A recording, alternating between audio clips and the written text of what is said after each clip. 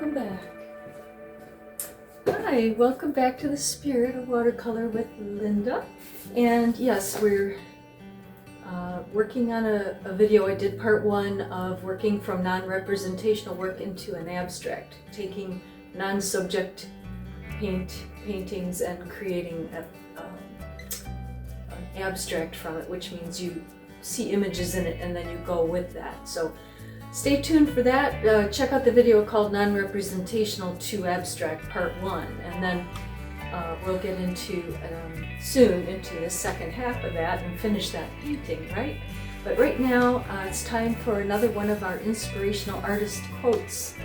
I find that these quotes from artists that we've all heard of and love their work, I find them to be so inspirational, and so I like to kind of send you one of these to think about from time to time. And the one that I've looked at two that I really like today, and been debating which one to read. This one is by Andre Gide, Gide. I looked him up. Apparently he's a writer, but he is also a creative person. So these are not necessarily artists of paintings or sculpture, of visual art, but they could also be written art such as poetry or other such writings, essay, prose, right? And I do like his quote, and I find it applies. So I'm going to read it to you. And my magnifier, I think that it's just stopped working because the light's not on, but I think I can still read it. Okay, and he says, art is a collaboration between God and the artist. And the less that the artist does, the better. I'll say that one more time because I kind of was a little choppy there. Art is a collaboration between God and the artist. The less the artist does, the better. The reason I really like that quote is because I find that when I'm painting, and watercolor is a huge example of this, watercolor is working with nature, like I've talked about it being a spiritual practice.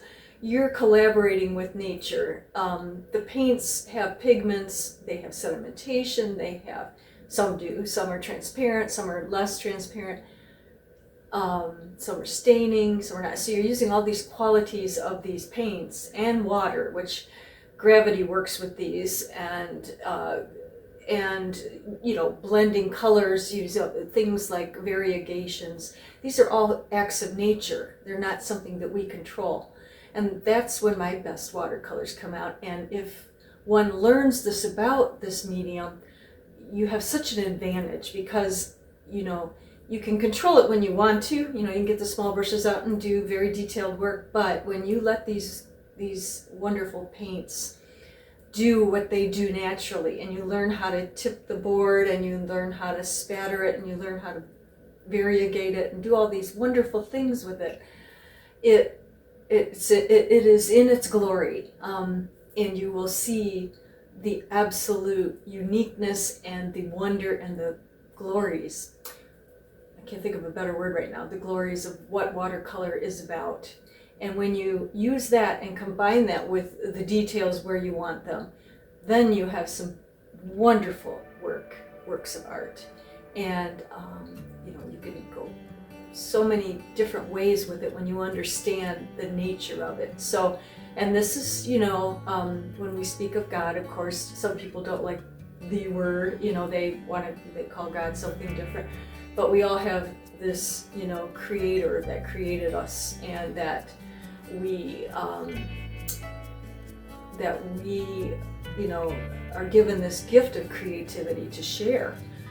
And so, I really do think that this quote is very applicable to any creative work. Even if a person's writing, I've heard people talk about they're writing a book and all of a sudden it just starts to flow and it's like somebody else is writing it, right? Same thing with watercolors. I've been in painting until all of a sudden I just am lost in it, and later I look at this painting and go, I don't really feel like I was alone doing it, right? Or maybe I don't even feel like I was doing it sometimes, and some of the best things have come out from that.